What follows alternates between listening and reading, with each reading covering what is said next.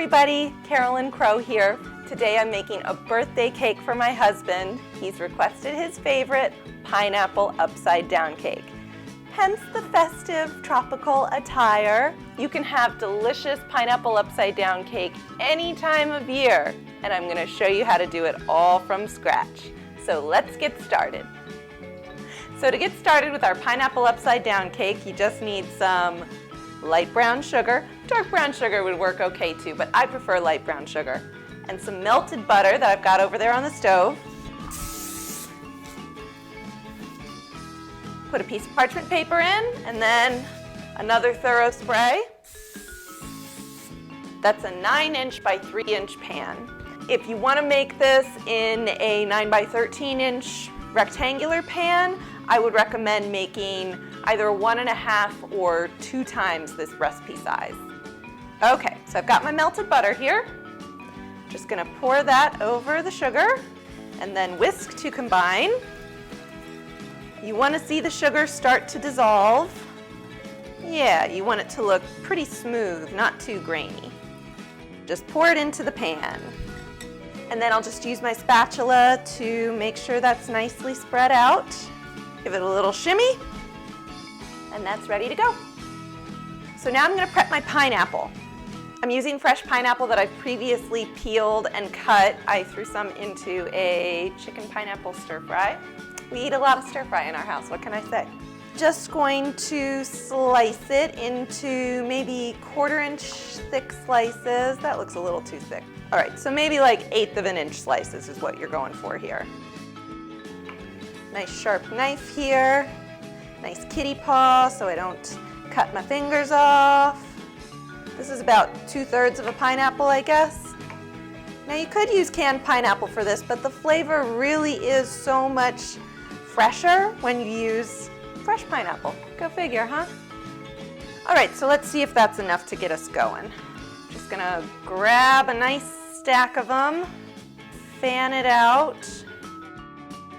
You want it to be overlapping a lot because it's going to shrink down a lot.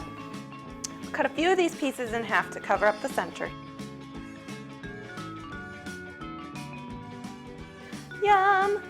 Okay, so now that our beautiful pineapple topping is ready, I'll set that aside and I'll grab everything I need for the cake. Cream, butter, and sugar. Add wet, add dry. You're done. It's creaming method. Here we go.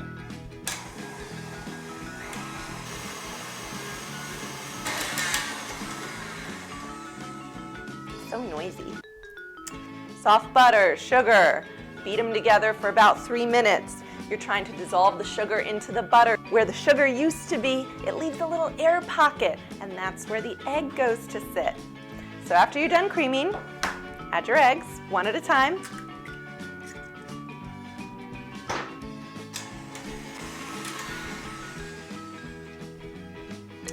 And in between additions of eggs, you stop and scrape.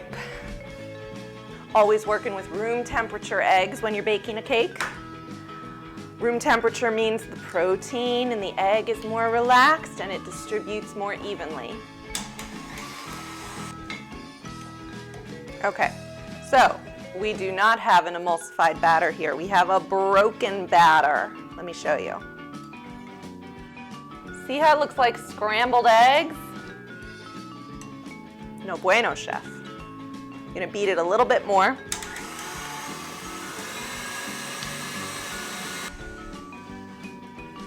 Much better, nice and smooth. Now you're gonna alternate your wet and your dry. So I'm gonna put a little vanilla extract and almond extract into my whole milk. You always start with the dry and end with the dry. Haha. So we're doing 3 additions of dry ingredients and 2 additions of wet ingredients. So I'll add about 1/3 of my flour, baking powder, cinnamon, salt, and then mix on low speed to combine. Scraping between additions, and now I'll add about 1/2 of the milk.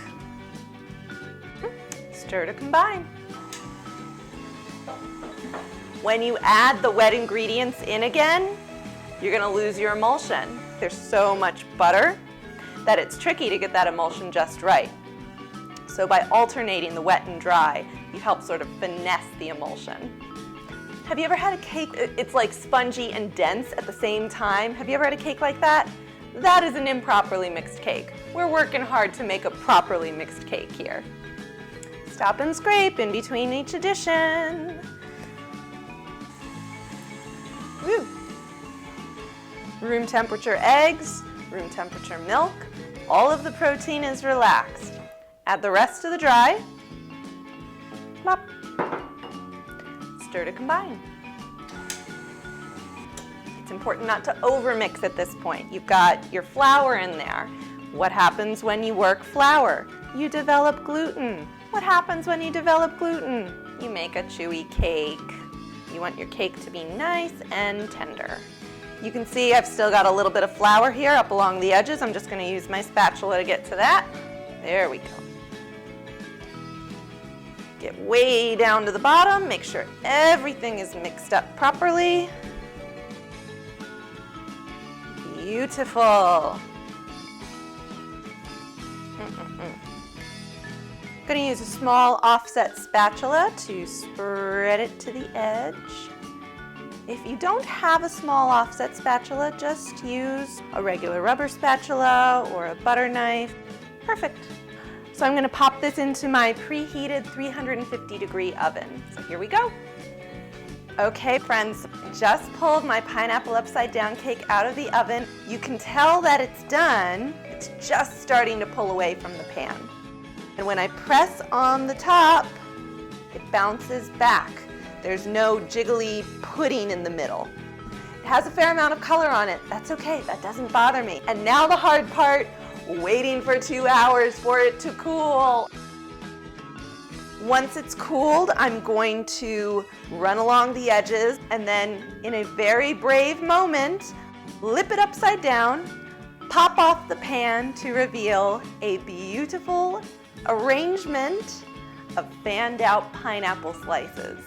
It's going to be so good. I'm taking it to my mom's house for dinner tonight. Do you like some cake with your whipped cream? If you try it, I hope that you will let me know down in the comments. It's my husband's favorite. Maybe it'll be your new favorite too. Thanks so much for watching. Bye-bye.